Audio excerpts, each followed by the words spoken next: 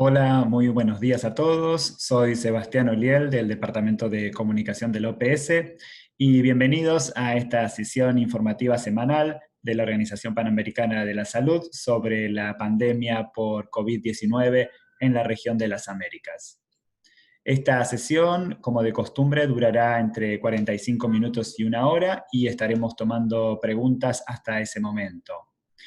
Recuerden también que en la web de la OPS, en www.pajo.org/coronavirus, pueden encontrar información actualizada sobre la pandemia, así como los últimos datos de casos y fallecimientos en los países de la región. Esta sesión tiene interpretación simultánea al inglés y al español y pueden optar por ella a través del botón Interpretation. Ya hemos recibido preguntas de ustedes por correo electrónico y también podrán hacer preguntas a través del chat en el botón QIA. También les estaremos dando la palabra para que hagan directamente su pregunta en vivo, pero sí les pedimos que nos escriban por el QIA para que podamos organizarnos y levanten también la mano. Además, no se olviden siempre de incluir su nombre y medio de comunicación. Como siempre, la sesión puede ser seguida a través de las redes sociales de la OPS en Facebook y en Twitter. Hoy, la directora de la OPS, la doctora Carissa Etienne, les informará sobre la situación actual de la pandemia en la región y sobre las medidas de salud pública durante las reaperturas. La acompañan el doctor Jarbas Barbosa, subdirector de la OPS, el doctor Ciro Ugarte, director del Departamento de Emergencias en Salud de la OPS, el doctor Marcos Espinal, director del Departamento de Enfermedades Transmisibles, y el doctor Silvana Aldiguieri, director adjunto de Emergencias de la OPS y gerente de incidente para COVID-19. Ahora sí, entonces quisiera darle la palabra a la doctora Etienne para sus palabras de apertura. Doctora Etienne. Welcome. Bienvenidos y gracias por acompañarnos a la sesión informativa de hoy. Al día 19 de junio había 5.100.000 casos y más de 247.000 muertes como consecuencia de COVID-19, según informes de la región de las Américas.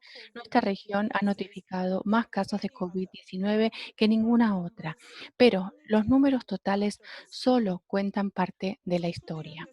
Para comprender verdaderamente el impacto del virus y para planificar de manera más eficaz para lo que se viene, es importante mirar más allá de los datos regionales y nacionales y concentrarnos en el nivel local.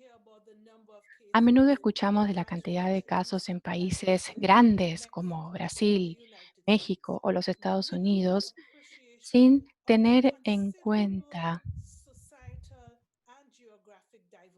las considerables diversidades sociales y geográficas que hay en esos países. Y de hecho, existen simultáneamente varias curvas epidemiológicas, tanto en la región como del seno de cada país, y las respuestas de salud pública deben ajustarse a estas situaciones específicas. En Ecuador, el sistema de salud de Guayaquil estaba completamente sobrepasado al principio, en un momento en que en otras partes del país no había habido el mismo grado de contagios.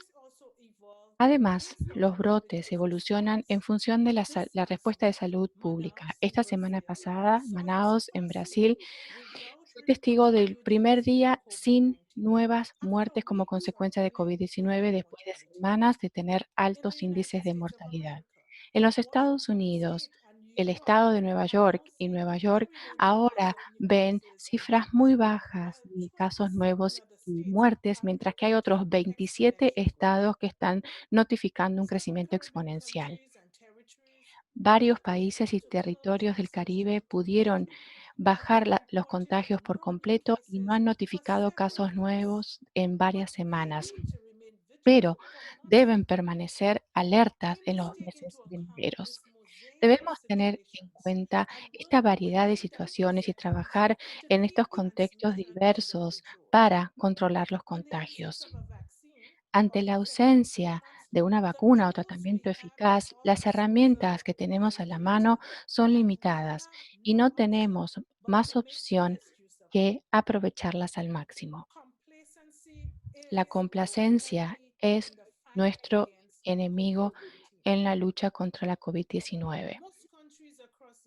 La mayoría de los países en la región de las Américas han implantado medidas eficaces de salud pública para desacelerar la propagación del virus y salvar innumerables vidas.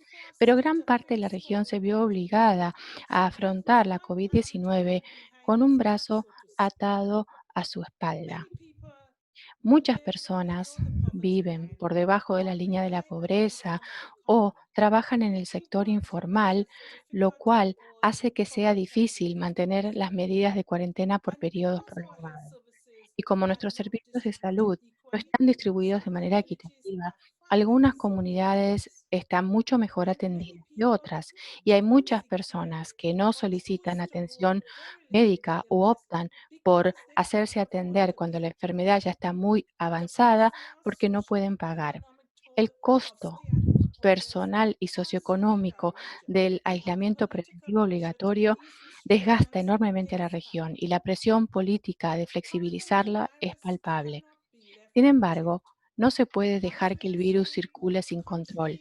Como vimos, los países, estados y ciudades que no adoptan medidas preventivas o que flexibilizan las restricciones de manera prematura se pueden ver inundados con nuevos casos. Esto nos obliga a afrontar una verdad difícil. No debemos dejar de lado lo que da resultado por cansancio o por presión política. Este virus no funciona de esa manera. Debemos reforzar las medidas que salvaron vidas en un principio y aplicarlas con más precisión que nunca. Debemos dejar que los datos, no la pasión, guíen nuestras acciones. A medida que los países que controlaron la propagación de la COVID-19 comienzan a planificar la reapertura, el momento en que lo hagan va a ser crítico. A nivel nacional o local, debemos abrir de manera gradual, con un enfoque por fases que se base en vigilancia robusta, datos y una mayor capacidad de pruebas y rastreo de contactos. Además, debemos estar preparados para cambiar de rumbo rápidamente ante cambios en la situación epidemiológica. Si uno tiene la voluntad de flexibilizar las medidas de prevención, también tiene que tener el valor de dar marcha atrás si aumentan los contagios. Los gobiernos nacionales y locales deben dejar que la dinámica de los contagios marquen el ritmo de la reapertura. El objetivo es aplanar la curva y luego hacerla bajar considerablemente antes de flexibilizar las restricciones. Los contagios en la zona deben ir bajando de manera sostenible. Las muertes tienen que estar bajando y los índices de ocupación de camas de hospitales deberían ser bajas. La OPS trabaja estrechamente con países y en muchos casos con los gobiernos locales para analizar estas tendencias y ayudar a orientarlos en la toma de decisiones. La clave es pensar en los planos tanto nacional como local y fundamentar las decisiones en los datos más recientes. Cuanto más detallada sea la comprensión que tengamos de dónde ataca el virus, más dirigida puede ser nuestra respuesta. La reapertura no es simplemente suspender las restricciones de viaje y las órdenes de aislamiento preventivo y obligatorio, sino que exige implantar una serie de medidas de salud pública que permita rastrear con casos nuevos y fomentar suficiente capacidad como para detectar y controlar nuevos brotes. Estos pasos incluyen, por ejemplo, amplio acceso a pruebas de manera oportuna de todos los casos sospechosos y sus contactos. Necesitamos pruebas, pero también necesitamos que los resultados de estas pruebas se notifiquen con rapidez para tener un panorama preciso de la situación. La aislación de casos. O sea, cualquiera con síntomas debe tener la orientación y el apoyo que necesita para reducir las posibilidades de contagiar a otros. Rastreo de contactos. Debe utilizarse cuando sea posible y debe estar arraigado en un sistema de salud de atención primaria que puede ayudar a reducir el riesgo de contagio en las comunidades vulnerables. El rastreo de la capacidad del sistema de salud. Debemos garantizar que la cantidad de camas de hospitales y unidades de terapia intensiva sean suficientes para poder atender a los casos graves. También el acceso amplio a la información y a los EPP, que incluye acceso a EPP para los trabajadores sanitarios y la capacitación para ayudarlos a reducir su riesgo personal. Y luego implantar medidas de viaje para limitar los nuevos contagios, que puede incluir, por ejemplo, tamizar a los viajeros, ir en busca de casos, medidas de cuarentena de otro tipo que deben adaptarse a cada contexto. Además, debemos abordar de manera proactiva las desigualdades de nuestra región que limitan el acceso a los servicios de salud para tantas personas. Los más vulnerables van a necesitar apoyo socioeconómico para que puedan protegerse y detener la cadena de contagios en nuestras comunidades. La OPS ha brindado apoyo a países en todos los aspectos de la respuesta. Les ha brindado orientación, capacitación e insumos. En el transcurso de los últimos 2 meses donamos casi 5 millones de pruebas de PCR a la región y adquirimos más de 10 millones de pruebas en nombres de nuestros países. Enviamos 54 cargamentos de EPP a 26 países. La batalla es dura, pero estamos lejos de haberla perdido. Todavía queda mucho por hacer y nuestra región tiene la voluntad, la solidaridad y las herramientas que necesita para bajar la curva de COVID-19 y dejarla baja. Aprovechemos al máximo los datos y las intervenciones de salud pública que tenemos a la mano. La región de las Américas ahora son el centro de la respuesta a esta pandemia y estaremos a la altura de las circunstancias. Gracias. Thank you very much, Dr. Etienne. Bueno, Muchas muchas gracias, gracias, doctora Etienne. Vamos a Etienne. comenzar ahora con las preguntas que hemos recibido por correo electrónico y luego pasaremos a preguntas del chat que ya estamos recibiendo. Recuerden escribirnos por el botón de QIA diciéndonos su nombre y su medio de comunicación y allí las estaremos tomando.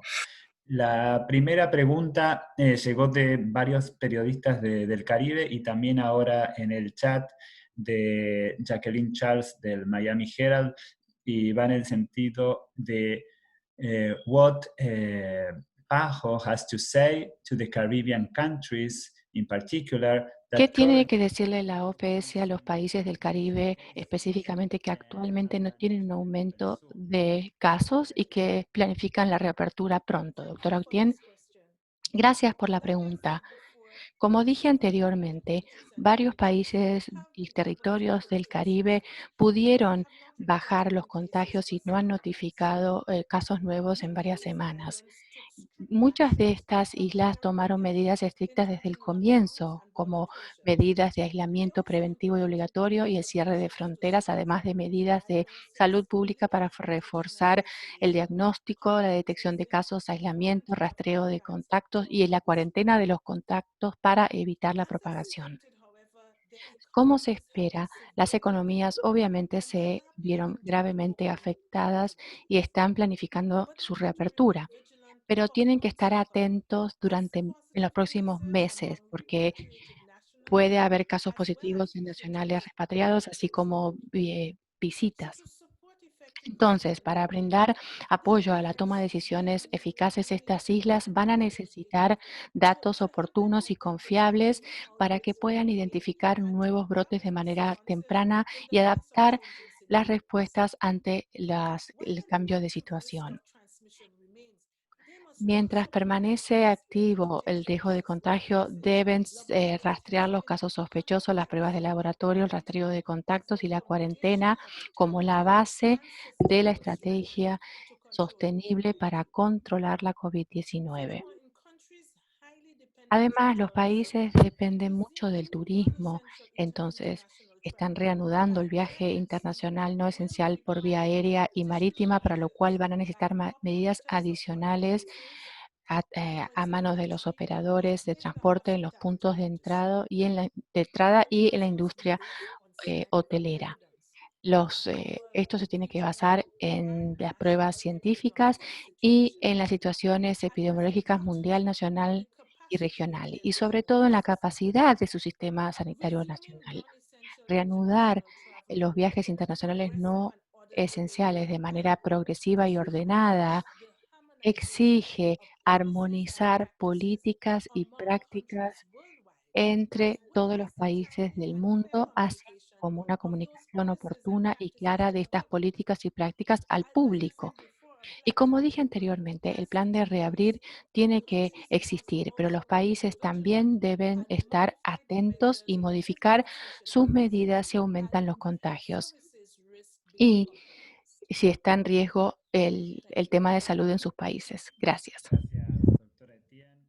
La siguiente pregunta nos llegó de Sara Newi del Telegraph.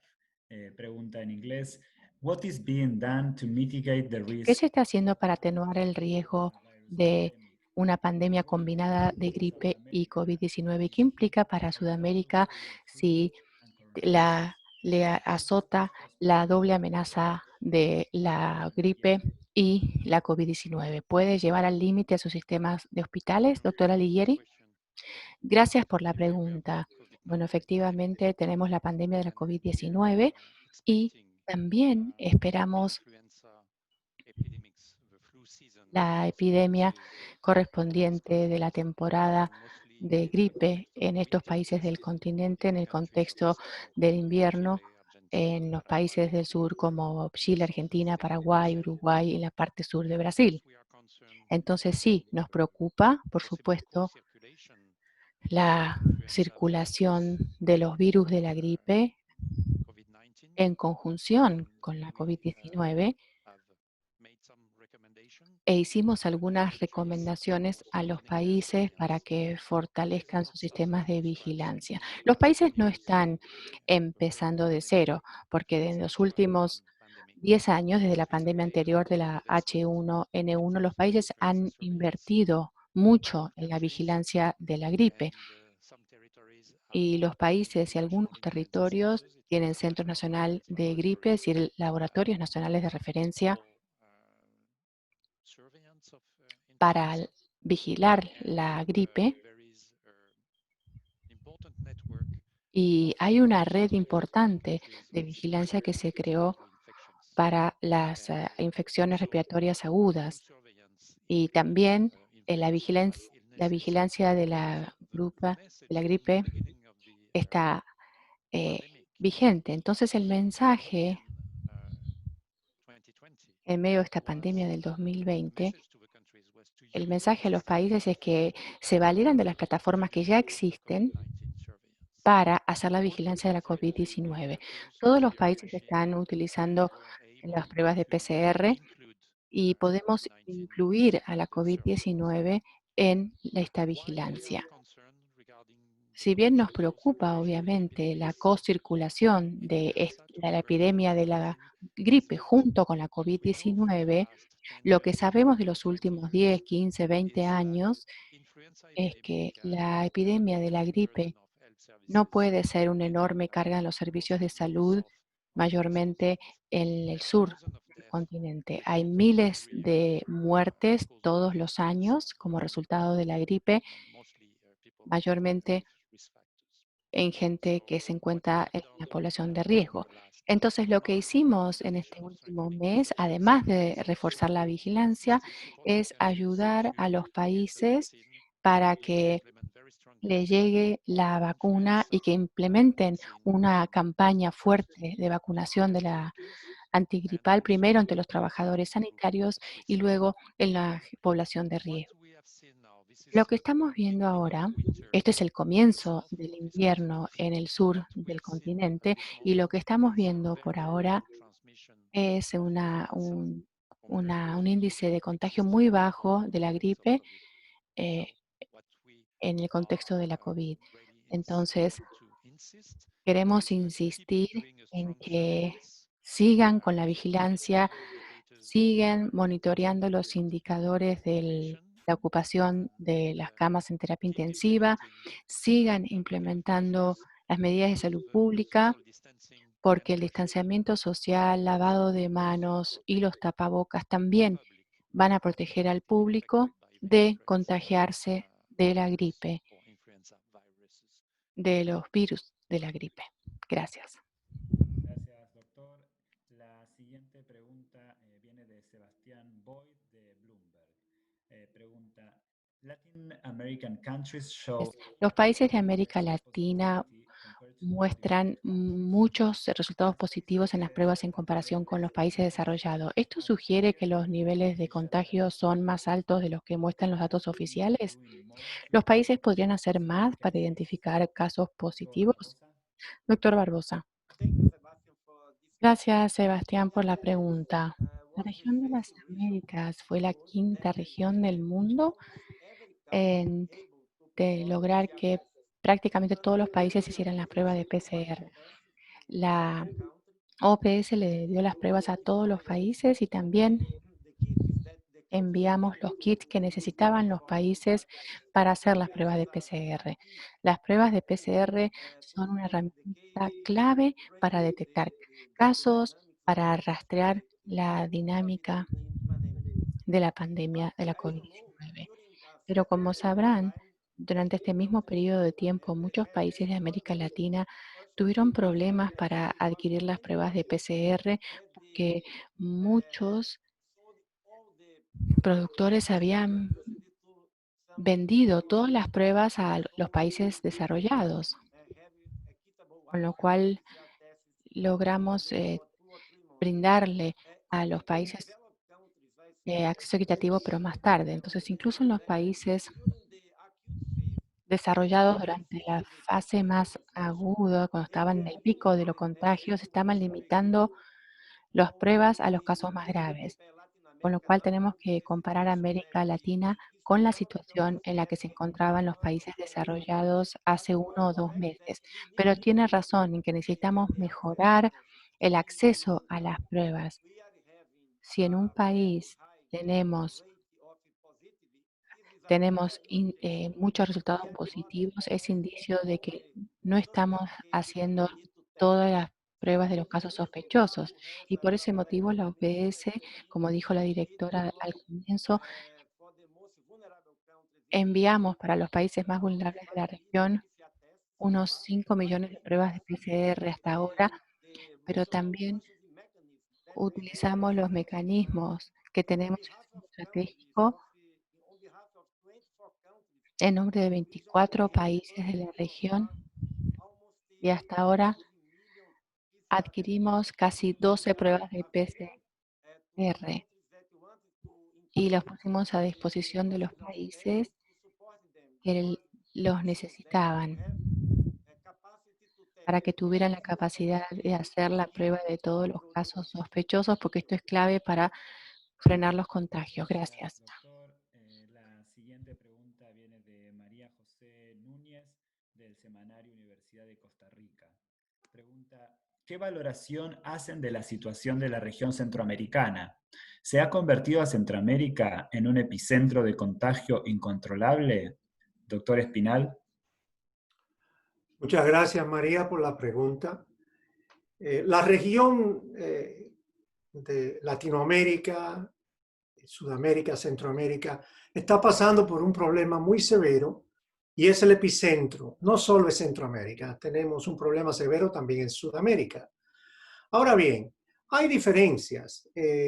Centroamérica es una región donde podemos ver países con un Producto Bruto Interno muy alto como Panamá, Costa Rica, pero también países con Producto Bruto Interno todavía muy bajo per cápita como Honduras, Nicaragua. Y tenemos también diferentes niveles de lo que es el índice de desarrollo humano.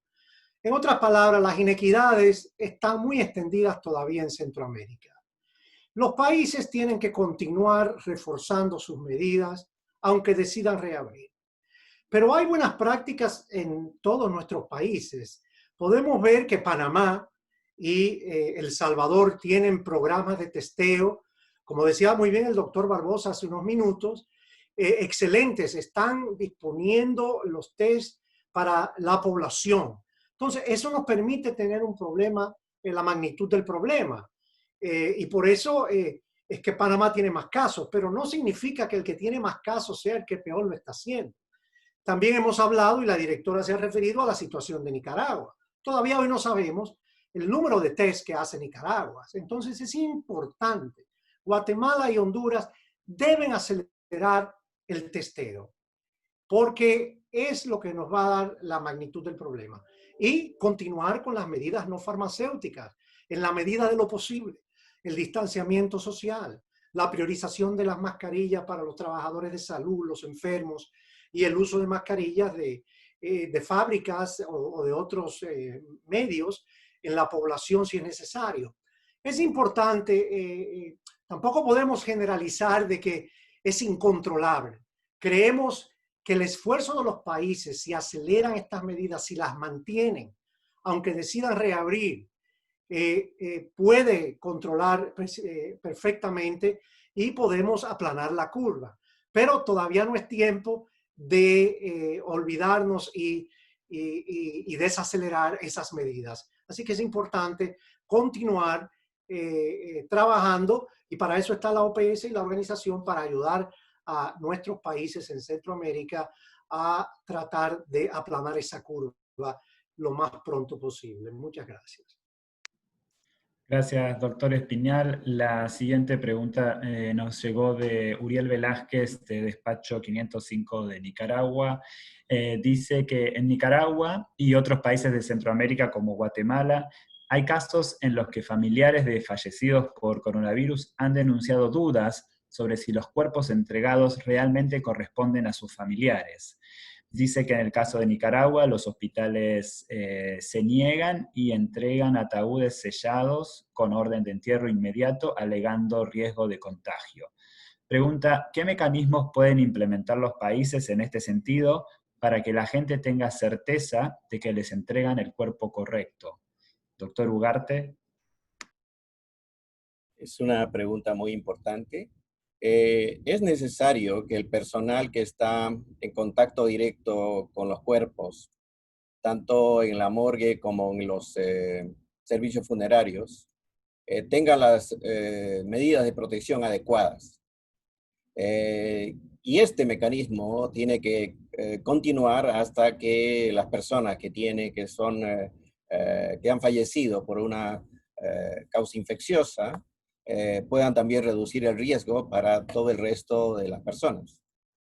Sin embargo, es muy importante que la familia tenga acceso a sus seres queridos, sobre todo en ese momento. De tal manera que es necesario que las autoridades tomen las medidas máximas posibles para que las familias puedan ver a sus seres queridos con las medidas de protección adecuadas, pero el no hacerlo genera situaciones como la que acaba de describir en la pregunta. Y esas dudas permanecen para siempre. Es necesario, por tanto, hacer todos los esfuerzos para que los familiares cercanos tengan acceso a los cuerpos con las medidas de protección adecuadas. Y si es que eso no es posible debido a muchísimas razones, es necesario proveer toda la información posible y adecuada a los familiares para asegurar que esa persona efectivamente es su familiar. Así que con esas medidas debemos procurar reducir también el impacto a largo plazo que tiene el fallecimiento de un ser querido y procurar que esa duda se disipe lo más pronto posible. Gracias. Gracias, doctor. En el chat y también por mail hemos recibido preguntas sobre Brasil de Felipe Coaglio de TVO Globo y también en el chat de Guillermo Bianchini de Estadao de Brasil. Felipe Coaglio dice, Mrs. Bachelet said she La is señora Bachelet dijo que está preocupada por la situación de contagio contagios y el accionar del líder de Brasil. Quisiera saber qué preocupación tiene la OPS y cómo participan las autoridades brasileñas del problema. La otra pregunta es, Brasil lleva un mes sin ministro de Salud y cómo afecta esto la lucha contra la pandemia en el país. Doctora Espinel, ¿puede contestar? Bien, muchas gracias por las dos preguntas. Con relación a la pregunta sobre los comentarios de la señora Bachelet, para la OPS lo importante es el trabajo que se está realizando a nivel del país, con los trabajadores de la salud, con las medidas que se implementen. La OPS consistentemente ha llamado a Brasil a incrementar el número de pruebas, ha llamado consistentemente a que el mensaje sea consistente, valga la redundancia, en otras palabras, porque volvemos a recordar que en Brasil los gobernadores tienen la potestad de implementar medidas y lo están haciendo. Claro está, si no hay un mensaje consistente con las recomendaciones internacionales, la población se confunde. Y claro, a la OPS le preocupa eso. Es importante además recalcar que nuestra oficina en Brasilia está siempre a la disposición de las autoridades para ayudar al país. Pero lo más importante es, Brasil tiene un ejército de trabajadores de la salud que son muy competentes a nivel primario, a nivel secundario, a nivel terciario. También instituciones académicas de excelencia. O sea, no es solamente una persona o un comentario, hay que verlo desde el punto de vista de un país que tiene un rol muy importante con respecto al manejo de esta epidemia. Por lo que el sistema de atención primaria de Brasil es uno de los mejores en Latinoamérica y en el mundo. Entonces, debe ser aprovechado mejor. Ahora bien, con relación a la pregunta de un ministro, hay un ministro interino. Y vuelvo y me refiero, no es solamente un ministro, es el ejército de trabajadores dedicados, de académicos dedicados, enfermeras, médicos, trabajadores sociales que ayudan a la población. Y finalmente, claro está, es necesario que Brasil continúe disponiendo de las pruebas, es necesario que no generalicemos en todo el país, porque hay lugares y unidades que no tienen el mismo nivel de la epidemia como la tiene Sao Paulo o Río de Janeiro, las unidades federales. Así que es importante poner esto en contacto. De todas maneras, el mensaje debe ser consistente y Brasil, aunque haya abierto, continuar con las medidas recomendadas por la organización y de sus propios científicos, epidemiólogos y gobernadores que están implementando las medidas de mitigación y de contención. Gracias. Gracias, doctor. La próxima pregunta viene de Ana Lucía Ola, de Prensa Libre en Guatemala. Dice que durante el desarrollo de la pandemia ha sido evidente que los hombres son más vulnerables al contagio de COVID-19 y son ellos quienes están en mayor riesgo de presentar un cuadro severo de la enfermedad comparado con las mujeres, dice. ¿Hay una explicación médica para este comportamiento? Doctor Barbosa, ¿podría tomar esta pregunta?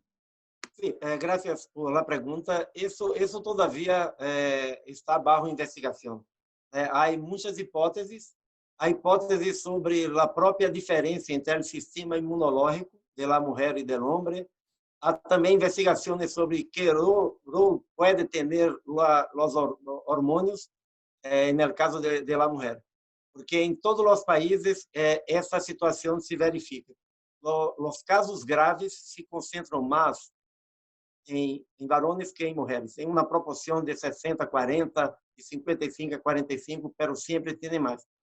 Pero, mira, é importante remarcar que quando falamos de uma maior probabilidade de casos graves, não estamos falando que as mulheres estão sem risco. Então, é muito importante chamar a atenção para que todas as pessoas que têm algum fator que pode ser um fator de risco para casos graves, como los mayores, los adultos mayores, como personas que tienen hipertensión, diabetes, cáncer, enfermedades pulmonares. Tiene que estar muy alerta desde el principio de los síntomas, porque ahí se puede evoluir para un caso grave muy rápidamente. Gracias. Gracias, doctor. La siguiente pregunta en el chat viene de Andrea Gentil, de Revista Noticias de Argentina, sobre seguimiento de contactos. Pregunta, ¿cómo fortalecer el sistema de rastreo de contactos rápidamente? ¿Hay estrategias que permitan hacerlo en países como los nuestros que no tienen sistemas sanitarios para hacerlo? Doctor Aldiguieri, ¿podría tomar esta pregunta? Gracias por esa pregunta. Rastreo de contacto es una actividad clave en aspectos de investigación. Es realmente a partir de un caso confirmado lo que vamos a investigar y el seguimiento que se va a dar a esos contactos. Que dice rastreo de contacto implica cuarentena de esas personas, monitoreo de su estado de salud, monitoreo de sus signos y si el caso se vuelve sospechoso, una hospitalización en aislamiento. Las herramientas actuales se incluyen nuevas herramientas informáticas. Estamos haciendo hincapié en la mayoría en muchos países de esa región para el uso de programas de cómputo que nos permiten visualizar y organizar la información. Y estamos haciendo hincapié en el uso de la herramienta que se llama GoData y que se está utilizando en muchos países y que permite un seguimiento individualizado de los contactos. Sin rastreo, programa de rastreo de contacto eficiente, no se va a poder cortar las cadenas de transmisión. Es una herramienta clave, como dije al inicio de mi intervención. Gracias. Muchas gracias, doctor. Siguiente pregunta viene de Le Monde, de Angeline Montoya, y pregunta, ¿cómo evoluciona la epidemia en República Dominicana? ¿Se tomaron medidas suficientes para la jornada electoral del domingo? Doctor Ugarte, ¿puede tomar esta pregunta? Claro que sí. República Dominicana implementó medidas iniciales que dieron un resultado positivo en varios ámbitos. Primero, en la ampliación de los servicios de salud, luego en la ampliación del número de pruebas y también en medidas de distanciamiento social, etc. Efectivamente, República Dominicana ha estado en contacto con varios actores internacionales, entre ellos la OPS, la OEA y otros, para tomar las precauciones adecuadas para las elecciones. Tenemos que considerar que República Dominicana, por ejemplo, ha ampliado el número de pruebas a casi 2.000 pruebas diarias y eso ha resultado en una positividad de 25%, alrededor de 25%. Y eso tiene relación con la respuesta que dio el doctor Yarvas también anteriormente. Existen medidas que deben tomarse en cuenta en el corto plazo para poder llegar a las elecciones con las condiciones más adecuadas en que la transmisión haya disminuido lo suficiente y que la población esté suficientemente informada de las medidas de protección individual y colectivas para que el derecho a elegir no tenga, digamos, repercusión en el incremento de la epidemia en República Dominicana. Y de acuerdo a las interacciones que hemos tenido, consideramos que República Dominicana está tomando las previsiones adecuadas para las elecciones. Gracias. Gracias, doctor. La siguiente pregunta ahora es de Valeria Román, que voy a ver si Valeria puedes tomar la palabra en vivo, si te puedes presentar y hacer tu pregunta. Hola, ¿qué tal, Sebastián? Muchas gracias. Aquí Valeria Román desde Buenos Aires, Argentina. Quería preguntarles, si bien en América Latina y el Caribe ha crecido el uso de las mascarillas por fuera de los hospitales, las mascarillas comunes, quisiera saber si desde la OPS se recomienda establecer una norma específica en cada país para impulsar el uso de las mascarillas. En caso de que ustedes consideren que sí debe estar esta norma, ¿por qué sí o por qué no? Gracias. Gracias, Valeria. Doctor Espinal, puede tomar esta pregunta. Muchas gracias, Valeria, por tan importante pregunta.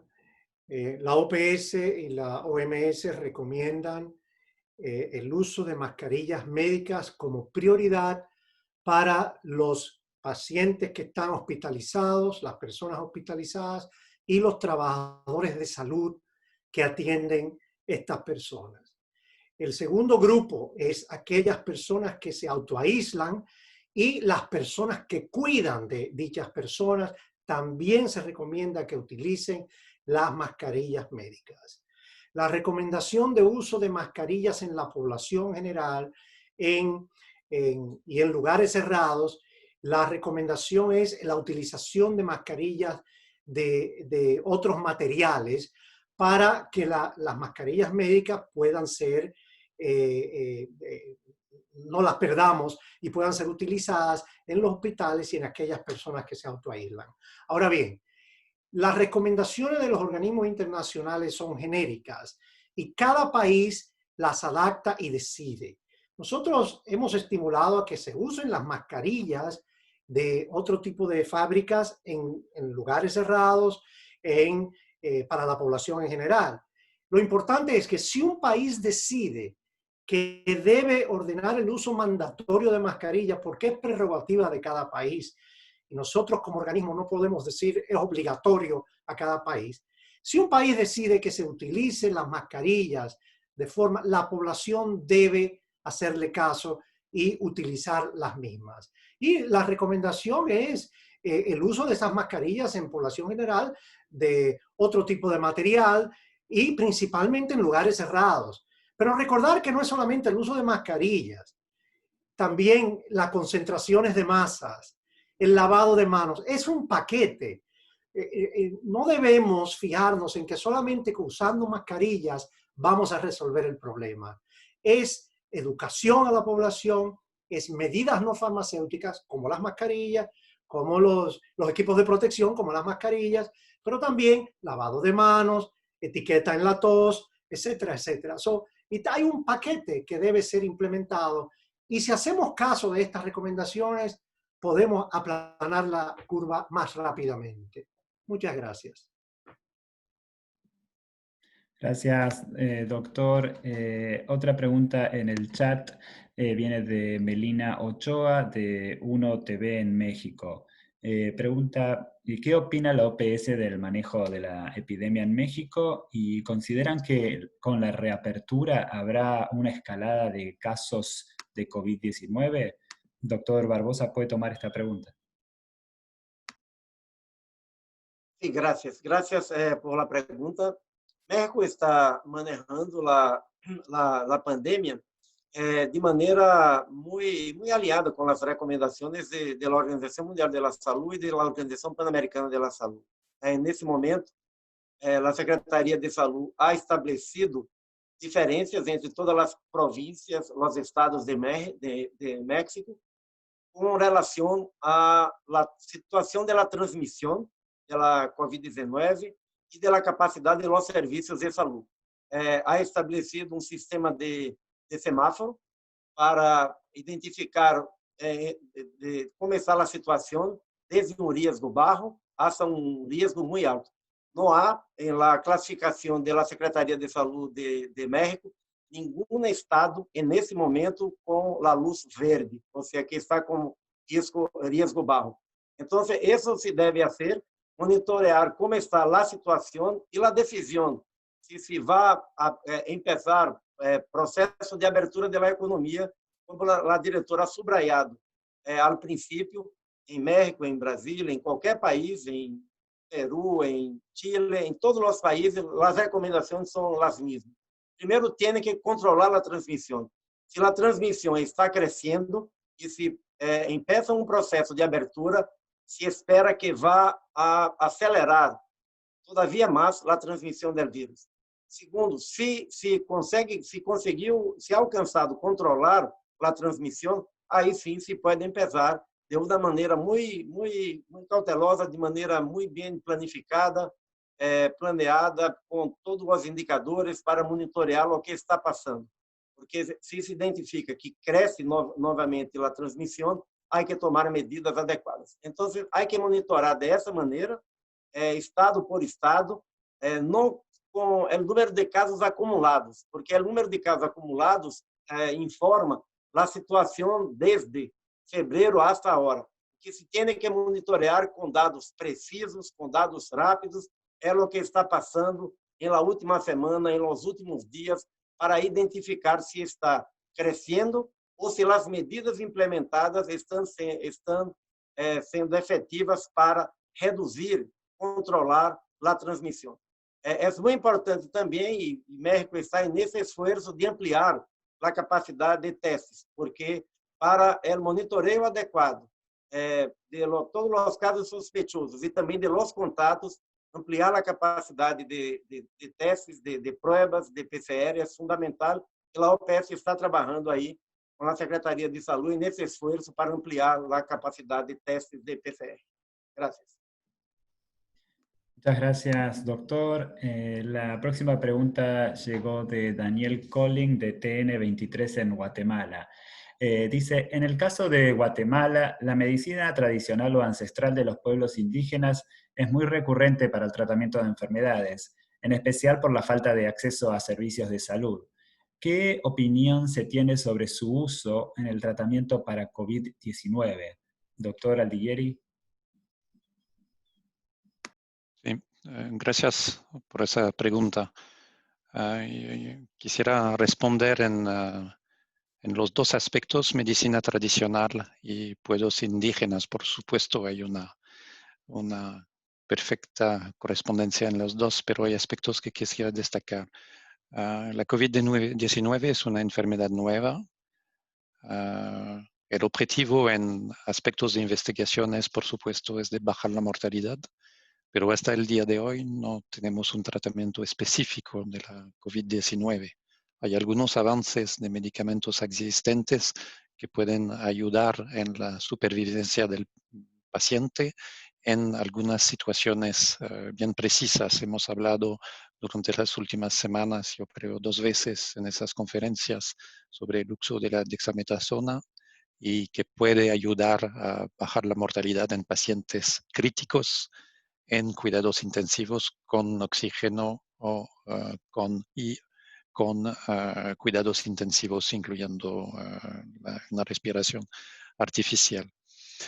Tenemos que tomar en cuenta que los pacientes críticos de COVID, con COVID-19, ya tienen algunos daños muy complicados, incluyendo daños renales, con un impacto en la función renal. El uso de tratamiento no probado tiene que seguir un protocolo muy estricto. No tenemos comunicación o evidencia del uso de la medicina tradicional en este momento. Estoy hablando de medicina tradicional de los pueblos originarios en América Central. Pero yo quisiera aprovechar esa pregunta para destacar los aspectos importantes del manejo del contexto epidémico y pandémico en poblaciones indígenas en todas las Américas. Es la necesidad real que las autoridades y la sociedad civil puedan conversar. Necesitamos una asociación de las comunidades indígenas en la definición y la implementación de actividades de prevención, incluyendo en situaciones donde se necesita un muy estricto control de infecciones. Estamos hablando mucho en tradiciones ancestrales de los velorios para cuidar de los fallecidos. Todo eso tiene que responder a reglas muy estrictas en aspectos de control de infecciones. Asociar las comunidades indígenas a la toma de decisión es una de las recomendaciones más claves para poder bajar la mortalidad, quiere decir promover un acceso rápido de los casos que necesitan hospitalización a los servicios de salud, pero también bajar los niveles de transmisión con la implementación aceptada de manera cultural de medidas de salud pública, tal como distanciamiento social y medidas de higiene. Gracias. Gracias, doctor. Tenemos un par de preguntas vinculadas con Guatemala. En el chat, Oscar García de Prensa Libre dice si OPS puede decir cómo se prevé la situación para Guatemala, puesto que los casos superan los 17.000, si se espera aún el pico de la pandemia. Y también de Factor 4 de Guatemala nos escriben y dicen que para una población de 17 millones, ¿cuántas pruebas diarias para detectar COVID sería recomendable hacer? Doctor Ugarte, ¿podría tomar estas preguntas? Bueno, Guatemala está enfrentando una situación de incremento de casos, pero el seguimiento que se está realizando, de acuerdo a los últimos ajustes, está en el buen camino. Y entendemos que la cantidad de pruebas que se están incrementando también están llegando a los niveles que se requieren. Sin embargo, se requiere información muy rápida del resultado de esas pruebas y utilizar esos resultados para poder hacer los ajustes tanto en la prestación de los servicios de salud como también en ajustar las medidas de salud pública. Entonces, en ese sentido, es necesario vigilar los lugares donde están presentándose los casos nuevos y poder darles inmediatamente, ¿no?, aislar a los pacientes confirmados, hacer la cuarentena de los casos de contactos y también hacer el seguimiento a información pública para que el público tome las medidas adecuadas y que por tanto disminuya la transmisión. Creo que solo en conjunto se va a poder resolver el problema en Guatemala. Gracias. Gracias, doctor. Bueno, Elisa Martins, periodista del diario O Globo de Brasil, en el chat, pregunta sobre las restricciones que ha anunciado Europa a viajeros de las Américas, también mientras reabre sus fronteras, sobre todo a turistas de Brasil y Estados Unidos. Pregunta si es una acción válida y cuál es la opinión. Doctor Ugarte, ¿podría contestar esta pregunta también? Bueno, existen restricciones de viajes que han implementado muchísimos países en el momento. Al reabrir el espacio aéreo, habíamos comentado la semana pasada que es necesario tomar en cuenta varias medidas. La mayoría de esas medidas son medidas internas en el país. Pero de las medidas que son más útiles desde el punto de vista de viajes internacionales es el monitoreo de las personas que van a viajar en el momento que van a viajar. Es decir, identificar los sintomáticos antes que salgan de viaje. Y creo que es una responsabilidad compartida de todos también.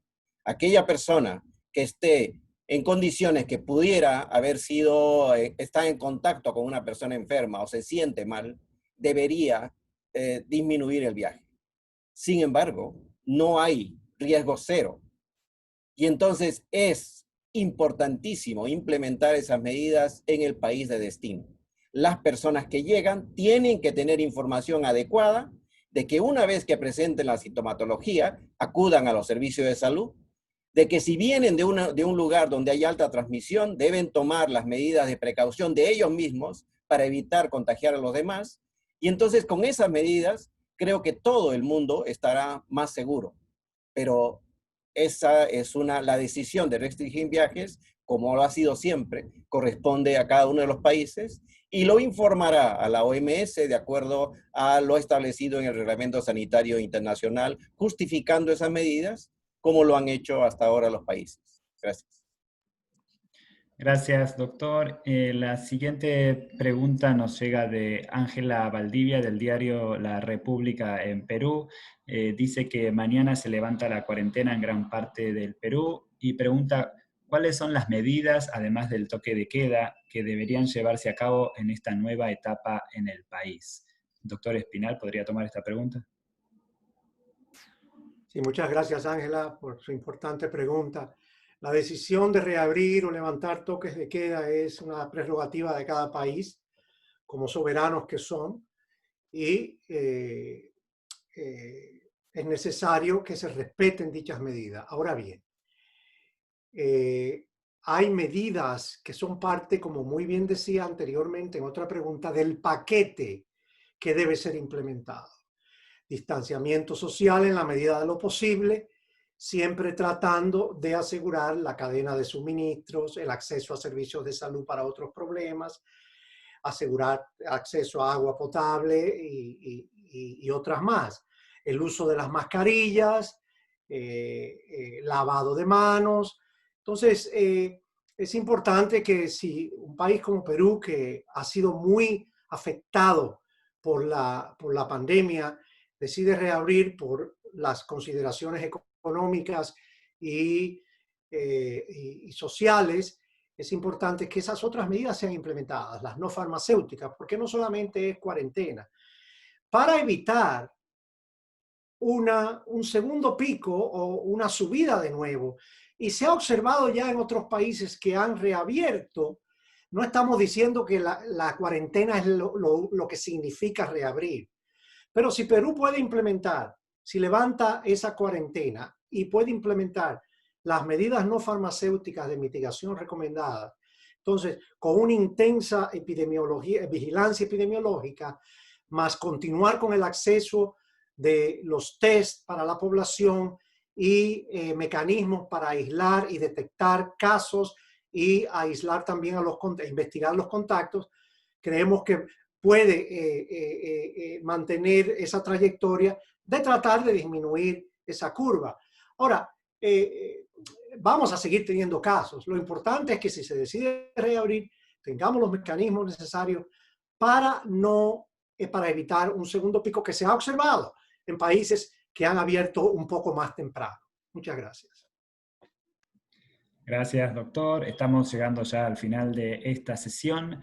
La siguiente pregunta dice, as the Americas is still the epicenter. Que las Américas siguen siendo el epicentro de la epidemia. ¿Cuál es el futuro que pronostica la OPS para la región? Doctor Etienne, sí, muchas gracias por esa pregunta. La región de las Américas es el epicentro actual de esta epidemia. Las proyecciones que han sido calculadas por el Instituto de Métrica de la Salud y Evaluación de la Universidad de Washington para la región estiman que para el 1 de octubre de 2020 habrá más de 627,000 muertas, casi 3 veces lo que estamos viendo en la actualidad. América Latina y el Caribe se prevé que tendrán más de 438,000 muertes debido a la COVID-19. A manera de advertencia, los modelos tienen limitaciones importantes y no deben ser tomados como una expresión literal del futuro, sino como una guía de planificación para el proceso de toma de decisiones. El Instituto IHME establece que según las condiciones actuales en América Latina, países como Chile, Colombia, verán su pico de casos entre el presente y mediados de julio, mientras que Argentina, Bolivia, Brasil y el Perú verán este pico en algún momento de agosto. En América Central, países como por ejemplo El Salvador, Guatemala, Honduras, México y Panamá verán el pico de casos en agosto, mientras que Costa Rica tal vez llegue a este pico en octubre. Es importante destacar una vez más que estas proyecciones ocurrirán solo si permanecen las condiciones actuales. Esto quiere decir que los países pueden modificar estas predicciones si toman las decisiones correctas e implantan medidas de salud probadas y estrictas. En los próximos 3 meses vamos a seguir viendo más casos de la COVID-19 y muertes en nuestra región. Cada país deberá adaptarse y coordinar su respuesta a la COVID-19 sobre la base de datos cada vez más detallados sobre los cuales hablamos hoy. Los gobiernos tendrán que tomar decisiones, tener en cuenta también factores socioeconómicos, y la flexibilidad será clave para modificar las medidas de salud, así como los esfuerzos de protección social para reducir un mínimo el impacto del virus, en especial en comunidades que dependen en gran medida de la economía informal. También tenemos que tener en cuenta que tal vez surjan otros desafíos durante este periodo, como lo dije anteriormente.